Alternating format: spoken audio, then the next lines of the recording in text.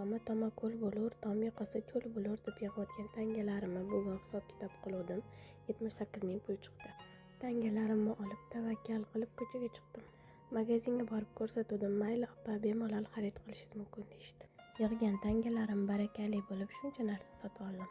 Olgan narsalarimni kassaga borib hisoblab 77 ming pul chiqdi. Niyat xolis ekan, yig'gan tangamni summasi bilan olgan xarajatim bir xil narx chiqdi-de. O'zim bilmagan holda qilganishimdan xursand bo'lib ketdim. Bundan ham ko'p xursand bo'lganim xo'jayinim ham xotin qo'ling barakali deb e'tibordilar. Bitta katta ishni qoyil qilgandek uyga xursand bo'lib yetib keldik. Shu desanglar tangalarimni o'rni bo'shab qoldi. Bugundan yana yig'ishni boshladim.